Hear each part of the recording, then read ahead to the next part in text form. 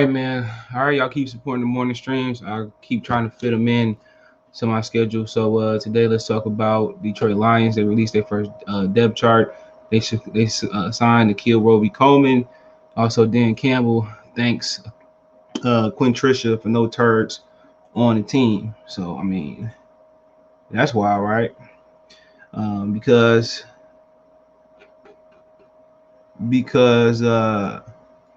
to a lot of people he left them a depleted roster.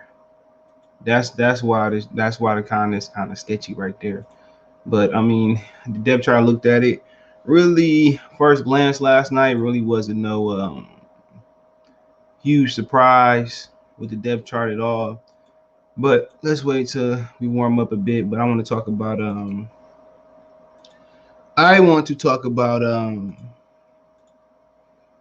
the Nikhil Roby Coleman, whatever the damn name is. I'm gonna talk about that signing. That was an interesting signing because they signed so many cornerbacks in the offseason, right? So he's 5'7", 180 pounds. That screams nickelback. And I'm not talking about a hero can save us. I'm not going to stand here and wait. I'm not talking about that nickelback. Shout out to Nickelback. Yeah, I dabble in a little rock and roll. I'm not a huge rock and roll fan. It's because I ain't never been pointed, but like 80s rock and roll, fire. And I love Sum 41. That was my Linkin Park. Yeah, I'm a little cultural nigga. I like that. So he screams. I should got me some coffee. I should make me some coffee this morning. He screams Nickelback. So a lot of people talking about Quinn Dunbar. Quinn Dunbar is not going to go in the inside. He probably could, but remember, Quinn Dunbar was a receiver coming into this league, and he more of a press corner. I mean, he's taller. He's an outside corner. So where you didn't have veteran depth at was in the inside. But let me get to these questions. Thumbs up the video, share the video. If you like what you're hearing, if you got to subscribe to comment. So you got to subscribe to comment. So do those things. Don't forget you can find me on Twitter, Facebook, Instagram. I'm really on Instagram though. All my social media subscription. If you ever want a video request, chop it up, whatever you're going through something, man, I'm here. All right. Want a financial donation? Cash App CJ Good 313 going to the bottom of your screen. Venmo CJ Good 313. Still trying to get my first Venmo donation. PayPal link always in the description. Appreciate that. So he said, "How do you feel about Roby Coleman?" I like it. They need depth. And a nickelback. I mean, I'm pretty sure Mike Ford, Okuda, we seen him yesterday. We seen him in the Arizona game last year. Follow DeAndre Hopkins in the slot, but you need a true nickel. The thing about nickel is there's no boundary to help you. It's an all way go. You can go to the left, you can go to the right, you can go up, you can go. So playing a nickel is tough. It's tough to play nickel. I like Coleman signing me as well. I didn't really trust Corn Elder. That just means Patricia was horrible. Bob Quinn put the team together. Facts. One thing I saw was Tobias is a backup middle linebacker. We'll get there. I get there. They got him for cheap. I like Coleman signing as depth. Yeah, he's not an outside corner. You already got depth in outside. You got a Dunbar. You got a Okuda, Aurarie, which I think he don't get enough credit. You got a Michael Ford. This is just an interior. This is a nickel depth. Too Chilling said, "What's up, boss? I've been following your channel for a while. Have you took off? Salute. Appreciate it, bro." Dunbar dealing with personal issues. Hasn't showed up to training camp yet. Oh, okay. All right. Hopefully get those issues. But this is a nickelback signing. This is a corner signing, bro. So I don't know. Maybe they fix him playing on the outside. I can bet you a pretty penny he's an inside guy. He's gonna guard the Welkers of the world. Well, you know, Edelman's he retired too. You're gonna guard the interior receivers of the world, man. And playing nickelback is different. Can't everybody go in there and slide inside? It's a different world. I remember Quadre was kind of a nickel slash safety as well too, but you know, happy to have him. He from Frostproof Florida. What the hell is Frostproof Florida at? Man, fuck is Frostproof Florida. Let's see where Frostproof Florida is at. The smallest shit. Oh, that's like technically that's South Florida. I think technically, even though this is South Florida, anything, I think Tampa, that might be South Florida damn near. So, yeah, buddy. So, shout out to the kill, Robbie Coleman. I don't know why he added Coleman. Hopefully he didn't take his wife's last name, bro. It seemed like he ain't got no wife, so it might have been just a family last name, but look at his stats. Last year he was in Philly. He started 7 games. Had no picks. He ain't no picks since 2018. So he not starting a lot of games neither though. A lot of times you don't get a nickelback started, but it's different today because now, nigga, some motherfuckers come out with 3-4 wide receivers. Some people come out in 3 or 4 wide receivers to start the game, so it ain't like it used to be. Remember, back in the day, we used to see the split backs. Remember, you used to see the full houses, the I formation. First down, they coming out with 3 receivers. They might come out with 4 or 5 receivers. It's just different NFL now. No more heavy sets so much. Really, ones you see running heavy is like Lamar Jackson. Sometimes Kansas City might do it. Brady, New England. Not a lot of teams running heavy, so happy to have them. Put them in that nickel back. Watch him go. So I don't see him replacing Quinn Dunbar. You look at Quinn Dunbar.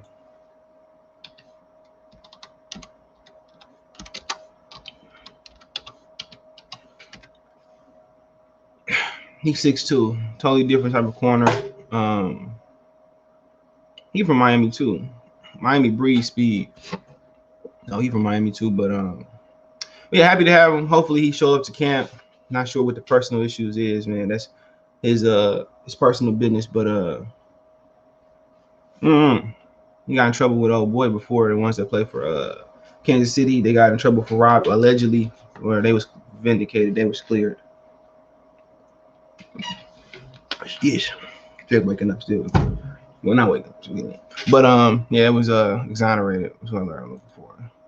Dunbar dealing with personal. He hasn't showed up. He said, "I thought Corn Elder was signed to play the nickel. He is. Maybe you're not doing good. Maybe you need depth behind the nickel back. Who knows?" Okay. We said Dan Campbell enough for later. Let's look at the depth chart.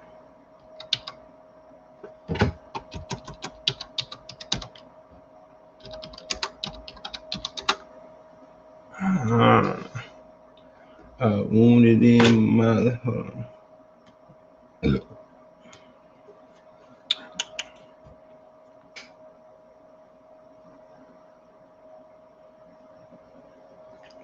All right. So they haven't updated it on the website. So unofficial depth chart. So let me pull it up. Detroit Lions technical internet team, y'all fucking suck. Y'all suck. How y'all not update the fucking depth chart? ESPN be bullshit. How y'all not update the depth chart? So here we go. Let me see. Okay. I think this is about right. Let me double check.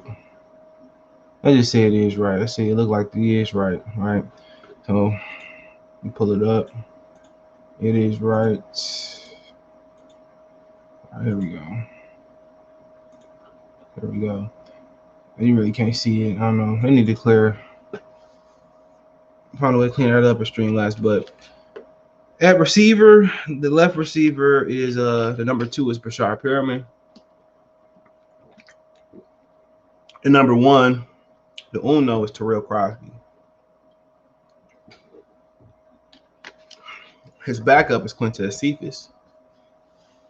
The left receiver backup is Victor Bolden. So right in there, I think we found a surprise here is that Cephas is backing up Crosby and Brashard Perriman. He's not working the slot. I think that's kind of funny there, is that Cephas is not working the slot when they got Khalif Raymond working the slot. I think Cephas and St. Brown and Myra, I thought they would be starting the slot. St. Brown St. Brown and Monroe is the backup slot receiver. Khalif Raymond was always pretty much known as a return guy, so maybe he turned some heads at camp. But my biggest surprise is Cephas not starting out the slot. Could mean a lot of nothing, a lot of something. Geronimo Allison is fourth receiver behind Damian Ratley for the second receiver. So Geronimo Allison must not be having a great camp. I really never was a fan of him. Great athlete, no hands. So I thought it would be Terrell Crosby, Perriman, and Cephas working out the slot. But Cephas bagging up Santa Monica Bry. St. Brown and Monroe, what a fucking name, bagging up Cephas in the slot. But I mean, it is what it is. I don't think that's I don't think this the end all be all for receivers anyway. But Geronimo Allison, all the way back that far, he probably gonna get cut. He probably going to get cut pretty soon. Around the offensive line, there is no surprise here. So Will starting that right. Oh, there we go. Hold on. They got Logan Stenberger starting at right guard. So I don't think this right. Hold on, let me double check. I don't think this right. Let me double check, because the one I seen that one Pride Nation sent me, it said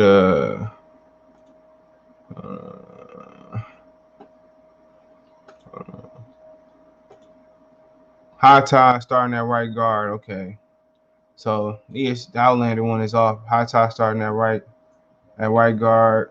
Ragnow, Jonah Jackson, Taylor Decker. Round up there. I don't know why they put Stenberger at guard. High Tide gonna be running guard. So this shit ain't right. So give me a minute. Let's see if ESPN want to be playing videos and on every fucking ESPN guy. They want to play videos on every video, and then they want you to take that shit down. Stop playing so many fucking videos on your website. But there we go. This is the right one. So once again, the receivers is pretty much right. Matter of fact, yeah, they had it wrong. So you got Tyrell Williams on 1, Rashad Perriman 2, Cephas the third receiver, Santa Monica Brown backing up Terrell Crosby. Tyrell Williams, Khalif Raymond backing up Rashad Perriman, Damian Ratley backing up Quincy Cephas in the slot. Geronimo Allison is running third. The starting quarterback is Jared Goff, and Tim Boyle and David Block. I think David Block better than Tim Boyle, but hey, what the hell do I know? So I thought that's how I thought it would be. Williams 1, Rashad 2, Cephas working the slot. So that's what I thought it would be. I don't know what Outlanders were smoking on, but that's what it's gonna look like with the receiver. I think that's what it should look like for now. But remember, you can't always count on Rashad Perriman. Rashad Perriman was made of glass. His father, Brett Perriman, must have been a glass maker because he always injured. No surprise at tight end. Hawkinson and Darren Fields. Then Alize Mack and Charlie Tuipumu. So no surprise at tight end. Darren Fields will just primarily be a blocking tight end. TJ Hawkinson is the guy, we knew that. Fullback Jason Kamada. I think he's gonna be very important this year at fullback. I think you're gonna see them with a lot of heavy sets, a lot of up back. I think you're gonna see them with the up back a lot, which is the fullback. So I think that's important. Then Decker, Jonah Jackson, Frank Ragnow, High Tie, Panisa Will from left to right. So I think hell of an offensive line, even though on Madden they rated it, they rated too high, but it's a hell of an offensive line. We know what Jonah Jackson did last year. Hawkinson, hell of a player. Not Hawkinson, Decker, hell of a left pass blocking left tackle. Jonah Jackson, Ragnow, best center in the game. Should be like a 90+. High Tie, we still waiting to see. Panisa Will, still waiting. We got to see what he brings to the table. So overall, you look at it's no surprise for the most part. I think the only person that really, you look at the offense, only bold weaknesses for quarterback and the receiver, and obviously DeAndre Swift starting at running back. He backed up by Jamal Williams, who was backed up by Jamar Jefferson, was backed up by Deidre Mills. I think the dude we got out of Nebraska undrafted. So I'm not surprised. I think DeAndre Swift and Jamal Williams would be 1A, 1B. It's nothing really surprising offensively about the offense that I didn't see coming. But hey, Antonio, salute AJG, excuse me. They were talking really good about Tavai this offseason just for him to be backing up Alizone. Then again, this entire thing could change depending on 3 preseason game go. With all the receivers the Ravens have drafted the last 2 years in free agent signing Sammy, why do you think we should try our hand at Hollywood Brown and getting Hollywood Brown? No. Nah. I like James Washington a little bit better because it's cheaper. You don't have to compromise a lot. But also, this motherfucker is backing up. Nah, yeah, he is backing up Alex Allen's, so that's going to get juicy there. But offensively, if you got questions, I'll come back to him. So special teams, Randy Bullock, he sucks. Jack Fox, the truth. Khalif Raymond are the punter and the kick returner. Dan Mo back, been here forever. That's a long snapper. So no real surprise. Victor Bolden is back in. Khalif Raymond up in the return game, who's been backed up by Santa Mata Ra, who's being backed up by Tom Kennedy in the punt return, and Jamal Williams in kick return. But sorry, we got special teams out the way. But like I said, if these games come down to a field goal to win the game, I'm not gonna trust Randy Bullock. I'm just being honest. But the defense, yeah, maybe some concern. I mean, maybe some surprise here. But Levi or Zorky, right defensive end, Brockers left defensive end, Aleem McNeil. Okay. Surprise here. I guess I thought Brockers would play nose, but they've been raving about Aleem in the training camp. He can play all the other positions too. Strong nose. He backed up by Panisi, who's pretty good. Who's backed up by Miles Brown and Michael Barnett. So when did Jason Hornell get suspended? I think he got suspended for Pez, but Michael Brockers left end is backed up by Shahan, who got injured today, or injured the other day. Bruce Hector and Jason Cornell, who suspended. Way to start off your career, injured the first season, then get suspended the second. Levi or Zorky, however you pronounce his name, is backed up by Nick Williams and Kevin Strong. So one thing you notice about the 3 down linemen that the Lions got, man, one thing I love about them is that the versatility, and all of them can go get the quarterback. All of them big and strong. The question is going to be about the run game. The run game, I think you got 3 strong defensive linemen. You got Brockers, who's really strong. McNeil probably the strongest. Or Zorky's probably the second strongest athletic. Or Zorky, you can split double teams, get after the passer. Liam he gives you like some Albert Hainsworth type of strength, but he also gives you some really good mobility. He's like a dancing bear. And then Michael Brockers, he's a guy that's gonna be he's a guy. Hold on, they got him as a back end defensive end, which I don't like. Hold on, I'm trying to think. Shit. I think he's gonna be the front side end. I could be wrong. I think he's the backside end. I don't like that. If he's the left end or left defensive end, I get that screwed. I think the right end is the front end. I don't like that. I like Orzorki on the backside, rushing the blind side.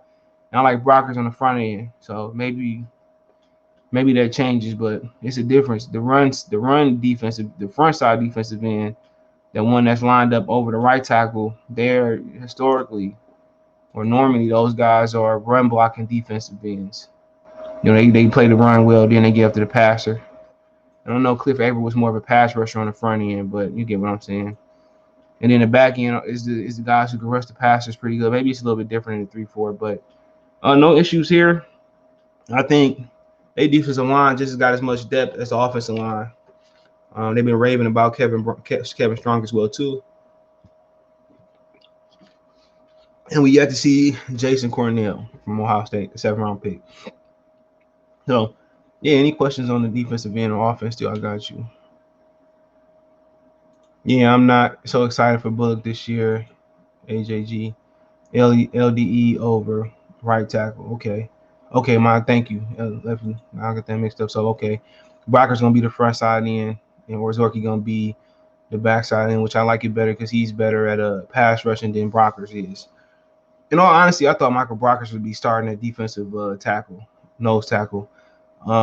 Maybe he's not big enough. I pictured him being bigger than 297.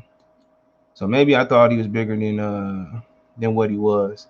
I thought he was a 300-pound guy. But one thing about the defensive line, You got two undersized kind of D linemen, or Zorky and Brocker. Zorky about 295, Brocker like 295, but they play stronger than what they say. But you back him up with Panisi, who's strong, and Deshaun Hand. I think Deshaun Hand is 300 pounds. So yeah, I think the backups got more girth. I think the backups got more girth and just as good as damn near they got girth and athleticism. So yeah, I think the backups got girth and athleticism. You know, I just think Hand just ain't been healthy and Panisi just need more experience. But yeah, the thing about they backup defensive linemen is they bigger and they stronger. Nick Williams, another 310 pounder. So they got more girth. They got more girth. They got more girth behind in the backups. I think they got, other than McNeil, you know, Aleem McNeil, he like he 330. So McNeil, you know, he kind of in a nose tackle, you got to be able to be immovable, if that's a word. But the backups got more girth outside of Aleem. So I mean, I'm excited for the defensive line, but there's going to be a learning curve there. I've been hearing good things about Deshaun Hand and fast speed. He got injured. He's injured right now. Shoulder injury, I believe it is. Maybe I do a video on that earlier, but like I said before, I love Orzorki and Aleem McNeil. We hadn't been hearing a lot about Orzorki, but apparently he's questionable. But him starting seems like he's good enough because Deshaun Hand, Panisi, Nick Williams are all good enough to start. But the thing about Nick Williams backing up Orzorki is he don't have a pass rushing ability. I think Hand should be backing up Orzorki, but we'll see. But really no surprise here. This is how I envisioned it. Honestly, man, but don't be surprised, man. Don't be surprised if Brockers, you know, if Hand play well, he get healthy. Don't be surprised if he don't supplant Brockers for that other defensive end. He's so talented. He said wide receiver not looking good. Hope. I don't think wide receiver look all that bad, honestly. You can go back up to wide receiver. It don't look all that bad because really what they gonna ask Jared Goff to do is he didn't have the best receivers in I'm gonna say St. Louis and LA with the Rams. But this is what they're gonna ask him to do. They're gonna run the ball. They're gonna hit Swift out the backfield. They're gonna play action and go deep. If you notice, both they 1 and 2 receivers that's gonna start. They're gonna get vertical. They're gonna run the go. They're gonna run the post. They might run some corners, but they're gonna be getting vertical. That's one thing about Perriman and Williams. They get vertical. They're gonna run the ball, hit the back out the backfield, and they're gonna play action to get vertical. Then you got Cephas and Hockenson, which I think kind of gonna play the Cooper Kupp role from the tight end position. They're gonna work the middle. So you're gonna see them play action, run the ball, play action. You're gonna see Hockenson work the middle of the field, work the corner. You know, you're gonna see him and Cephas play high-low. You might see Cephas on the whip. You might see Cephas on the drag. You're gonna see Hockenson crossing. You're gonna see Hockenson going to the corner. You might see Cephas on the shallow crossing route or true crossing route. So that's what they're gonna do. I don't think it's about receiver talent. I think it's about system fit. I think they're gonna run the ball, get down the field, hit the running back on the wheel in the Texas, you know, the in and out, the circle route. I think I see what they're doing with the receivers. It's a system fit. They're gonna get vertical and they're gonna work with Swift, Hockenson, and Cephas and St. Brown, whatever his damn name is. They're gonna work them in the middle of the field. So I know exactly what they're doing. They're gonna work them in the middle. You know, they're gonna do Perriman and they're gonna use Perriman and Tyrell Williams on the vertical. So I know exactly what they're gonna do with them. So they're gonna work them vertical, and they're gonna work the tight end and see if it's the same amount of broad. They're gonna work them in the middle of the field. So I just think it's a system fit. I think it's a system fit. I think you got the 1 and 2 receivers on the outside going to work outside the hashes. You might see them you might see them occasionally run a dig. You might see occasionally run a drag. A drag, a slant, a crossing route, a deep, shallow, whatever you want to say. You might see them run a post. You might see them just run some shallow shit, but for the most part, they got Williams and Perriman to work outside the hashes, to go deep, to run those deep routes. And they got Cephas and Hockenson and Swift out the backfield, same amount of Brown, whatever damn is, to work the middle inside the hashes. I know exactly what they got in mind. You know, you don't have to have great receivers to get vertical. on the play action game. Now, if they want to line up and go 5 receivers, and try to air it out, I think they still be okay. I think Hockenson, Swift, I think they're gonna still be okay. But the plan is to run the ball, use Swift and Perriman to get vertical for play action. That's the plan. Third down, you got chain movers over the middle. Excuse me. You got, you can have Swift getting vertical too. You got Swift on the wheel. You can have Swift in the slot, running the jerk route. But third down, the chain movers are gonna be Swift, Shane Amon, Brown, whatever damn man, Rob, Cephas, and Hockenson gonna be your chain movers. They're gonna be the guys running the timing patterns. They're gonna be the guys, running to the sticks, catching the ball. Perriman and Tyrell Crosby. I wouldn't trust them to do so. I wouldn't trust Prashard Perriman because he get injured, but I think for the most part, Hockenson and those guys gonna be your chain movers. I think you see Perriman and Williams and them guys run dead. At the minimum, they're gonna probably run comebacks, curls, posts, corners, and then the slot. They're gonna get vertical nines. They're gonna get those type of routes in there. So I'm really not concerned about the receivers, bro, because they got 2 great deep ball receivers in Williams and Perriman, and that's what they're gonna be asked to do. And I think they're gonna be asking the other guys that work inside and in the backfield. Williams catch the ball as well too. Swift, and Hockenson and Cephas, they're gonna be your chain movers. They're gonna be a timing pattern. Not saying that Williams and Perriman won't be the timing pattern, but I don't think it should be a lot of emphasis on wide receivers if they can accomplish what they stand. That's messed up. Hand can't catch a break with his health. I remember he was like top. No, he was like the number 1 high school player coming out, I believe. I think he was number 1. I think in some publications, he was the number 1 high school player in the country. But receiver, I'm not really concerned about it, bro, because I think a lot of people put so much emphasis on receivers and cornerbacks. Stop mad.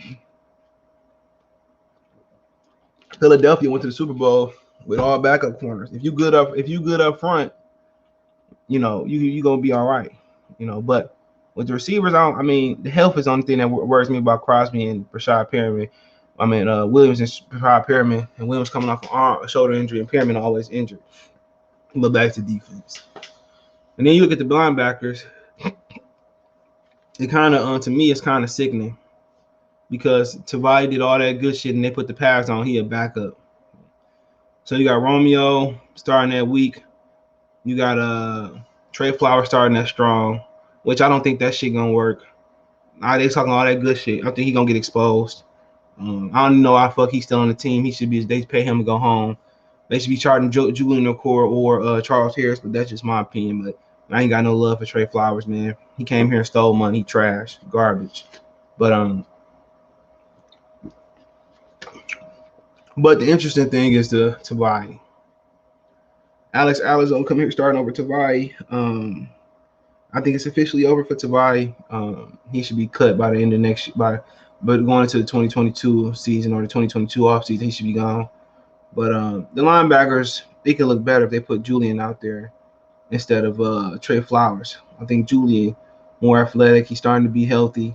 Put him out there. But only person I see being a mainstay that's starting on that linebacker position that's going to be here for years to come is Romeo and possibly Julian. They're the only ones I see starting. Julian started, Romeo starting to be here. I think Jamie Collins going to eventually be out here.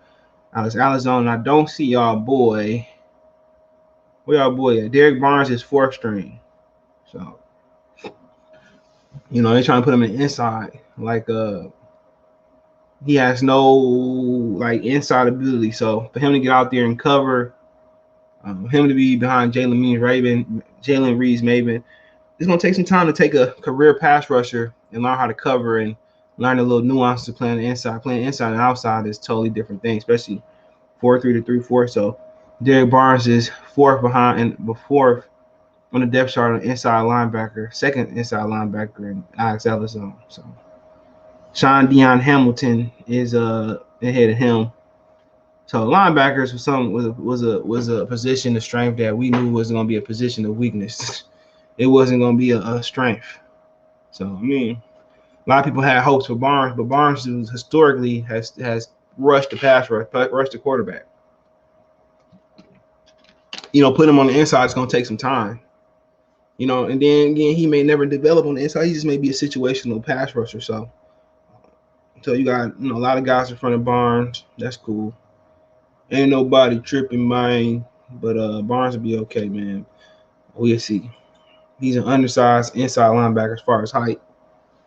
But going to the cornerback position, or the outside linebacker position, excuse me, Trey Flowers, Charles Harris. Charles Harris has been somebody that a lot of people liked in training camp so far.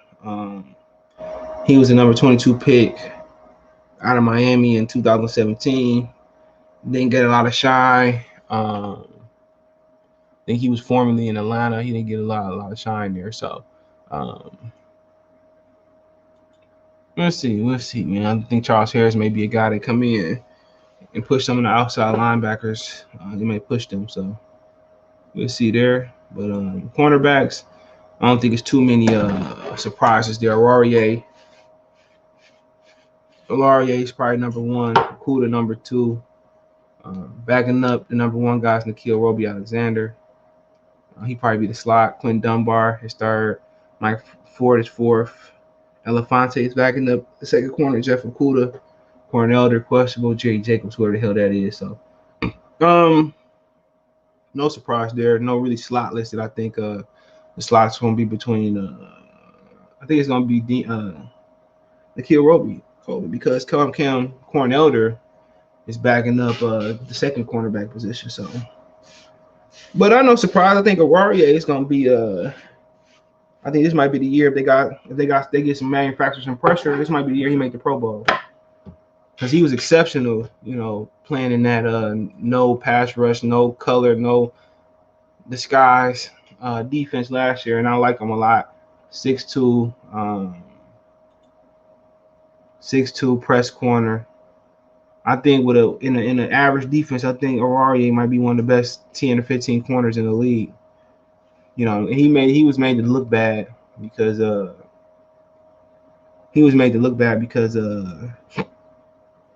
no pressure from Matt Patricia. Then you look at the safeties. I think it ain't no. I think you've been hearing a little bit about Dean Marlowe. People have been saying he's been doing pretty good, but it looked like Will Harris is still starting over Dean Marlowe. They say this is 44th season. You see that shit? What a typo. 44th season, but been hearing good things about Dean Marlowe. I think he came from Buffalo. Let's see. Yeah, Buffalo. 44 years in the 44th season of the National Football League. He came from Buffalo. I heard he been doing great in camp. He could push Will Harris. But Will Harris, I think he's a guy that got every tool in the toolbox. Every tool in the toolbox Will Harris got. Will Harris is fast. Every athletic tool, he fast. He quick. He tall for a position. He's strong. I think he's a dude that has been out of position. I think you put him in the box. You teach him safety. You teach him coverage later. Walker, another good safety that looked bad in Matt Patricia defense. I think for him, I just think getting into a regular defense is going to serve him. I think you can put him in man-to-man coverage in the slot. I think he can play the deep half. I think he can play the robber. I mean, Tracy Walker is an exceptional safety. He's physically gifted, athletically gifted. I just think he won the right situation. I think if Aaron Glenn has a average NFL system, I think you might see this defense talent-wise be above average. I think you may get more out of Okuda, Walker, Harris, or Aurarie. I think in the back end you may get more out of those guys. And I think in the front end we can't really say because we haven't seen any of the three Brockers, Aleem, or Zorky suit up. But we did see Williams, Hand, and Panisi suit up, and they was damn good last year in a fucked up situation. Offensively, it's gonna look totally different this year. Totally different. Offensively, you're gonna see that they're gonna run some heavy sets. You might not see as many 4 or 5 receiver sets, many single back 3 or 4 receiver sets. This year, you may see more heavy sets, more 2 tight ends, more heavy eye, more regular eye. You might even see some 3 receiver eye. I think Dan Campbell did come from New Orleans where they spread it out a little bit, but after a while, when Drew Brees got old, they kind of went to more heavy sets. So I think you might see what they did in New Orleans. But I think you might see Swift on the edge more, catching the rock. So not a bad I don't think not a bad team at all. But the schedule is treacherous for a team that finished last in the division to have the treacherous season that they had. To me, that's wild. To me, that's wild. That's wild, man. But yeah, on paper, just what they lack is depth. What they lack is depth, bro. And that's from decades and 20 years of lack of drafting. It's just a lack of depth. That's where that come from, lack of drafting, man. But let's move on, man. Let's move on. So the last topic of discussion is the Detroit Lions. Dan Campbell credits Quinn and Patricia for no turds here. Detroit Lions head coach Dan Campbell is happy with grit in the makeup of the Detroit Lions roster. Dan Campbell said he's pleased with the roster construction of the new team. Campbell, along with general manager Brad Holmes, have had to do a fair share of overhauling the 2021 roster. However, there are a fair share of mainstays on the roster, many of whom have caught Campbell's eye in a positive manner. With those players, Campbell credits the former regime general manager Bob Quinn and head coach Matt Patricia. All right. Quote, there's a number of guys that were here, and I think Patricia and Quinn did a great job. Campbell told reporters Tuesday, There's no turds here. There's no bad guys running around here. We don't have those guys, and that's a good thing. Under that regime, the Lions were 13 in 29-1. Quinn was the general manager for 2 years before firing his incumbent head coach Jim Caldwell and hiring Matt Patricia.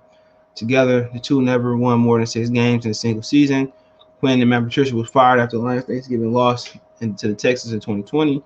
Campbell was hired during the spring and tasked with mixing the current pieces in place with the new players to create a winning football team. Since being hired, Campbell has tried to overhaul the culture and take on a new approach. Teams will tell you if it works out better than the Lions' last regime, but the Detroit Lions head coach is satisfied with what was left behind from the previous regime. Fullback, okay, we don't care about the fullback. So we'll see, man. All this talk is good. All this talk is good. You got to show results on the field. We could talk all day about, oh, this guy's fantastic. This guy lost weight. This guy did this. This guy did that. Honestly, you got to wait and see. And he said Tracy finally going to get to be a free safety again. H-back offense. He said they ain't going to focus more on running the game, which is good. The upgrade the offensive line, they ain't going to run more pre-tight end sets. Facts down facts. They're going to run more heavy. You might see some split back. You might see some full house. You might see a lot of things, So I know exactly what you're doing. Boogie, who are still here from the era, are good. That's what I got to know. Tracy Walker, Hararier. We got to wait on Jeff Okudah. Jamie St. Collins Sr., Deshaun Hand, maybe. John Panisi, I think he had a great year. Dan Campbell, Romeo Cora, Taylor Decker, Jonah Jackson, Frank Ragnow, TJ Hockenson. We got to see on High Tie, Cephas, Swift. So it's quite a amount of guys. Those are just starters. Stenberger could be good. Tyrell Crosby is good. He been kind of injured, so Then again, there are some. There's plenty of them. I just named plenty of them. That's good. Romeo, Jamie Collins Sr., Tracy Walker, Jeff Okudah, Rarier. It's plenty of good players still here. Cora, I just named them. What else you want? TJ Hockenson, what's wrong with him? Quintez Cephas is pretty good. Taylor Decker, really good. Jonah Jackson, Frank Ragnow. John Panisi, Deshaun Hand, Nick Williams, Tracy Walker, Jeff Okudah, Mario. We got to wait on Jeff Okudah. Mario Rari. There's plenty of guys here. Just Matt Patricia made him look bad with that sorry-ass defense. I'm excited for preseason start. I'm just seeing from some Lions football. I'm ready for the regular season. But yeah, preseason cool. They got some tickets starting at 16. I don't think about going to the 49er game. I might end up going. It might not. Told you I'm leaving Michigan. At least that's the plan. I'm leaving Michigan. So I'm gonna look at see if I can go scout out where I'm moving at. See if we like it. And then go meet with some people. See if we got a place to stay. And then I'm probably gonna be out by latest January, February. I gotta renew my license down here. Then I can transform up there. So it's a lot of shit that I gotta do. But yeah, I'm getting out. Detroit just too much. Michigan, I'm just tired of Michigan. When it became a right to work state, excuse me for babbling on, but it just ain't no point of being here. It's a right to work state now. It's not a unionized state. If you in a UAW situation, you don't have to pay union dues. They still got to represent you. That's something they don't tell you. Excuse me.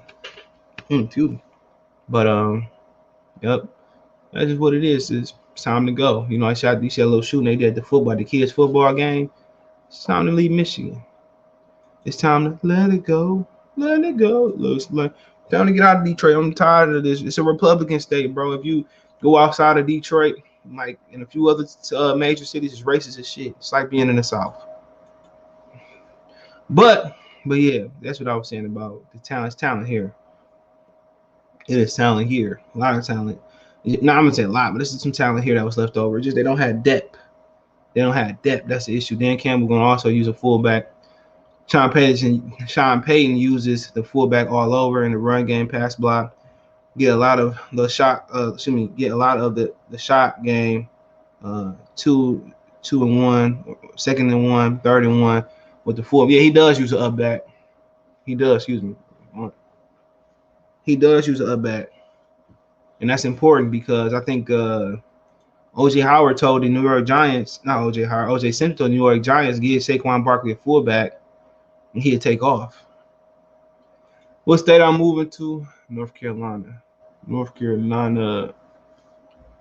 Yep, North Carolina. My brother moved to Texas and found a good job quick. Yeah, Texas just a little bit too hot for me. I don't think about moving down to Texas, man. It's just too hot, man. North Carolina, I can deal with. But yeah, this is good jobs in the South. Raleigh is the #1 city to move to in the United States. I mean, now in the South, they starting to industrialize because in the South, you know, in the South, there wasn't no unions. So that's why the key of planning all the jobs started going south. They didn't unionize. Then a lot of the up north states became right to work states way too late. So most of them plants went down south, went to the border of Mexico, went to Texas. So yeah, Texas, man, you find a great job quick. Out down south. Now you go to Alabama, Mississippi, Arkansas, they don't really have jobs like that, like that. They still industrializing, but Georgia and motherfucking Texas and North Carolina, in South Carolina, you're gonna find something for sure. I wouldn't mind moving to Myrtle Beach. That ain't bad neither. But yeah, I got a lot of people down here, bro. So that's pretty much why I got a lot of people. Y'all need more questions? I got a ton of family down there, man. It's just time to go. Michigan, just like I said, Detroit is the matrix, bro. Detroit is the matrix, man. If you go to Canton, shit, you go to Royal Oak, nigga. You leave Detroit, it be dark as fuck. You go to Canton, it be sunny, the air quality. Shit, you go from Detroit to Livonia, nigga, it's the air quality is better, it's cleaner. You know, that shit wild. It's like you can take 2 steps and be in Detroit, 2 steps and be in Livonia. It's wild. Shit, even Redford, parts of Redford, you go to Detroit, nigga, the air quality is different. The morale is different. The energy is different. Yeah, man, I'm telling anybody, get the hell out of Detroit, man. Get you some property, get the hell up out of there. Get you a couple houses or some shit, man. Get you a little loan, get you some cribs. Get the hell out of there. Shit. Go somewhere where, you in the suburbs, you go somewhere where they ain't got street lights. You go out to Royal Oak, they ain't got no street lights. Go out there, get you something out there, man. Leave these niggas alone.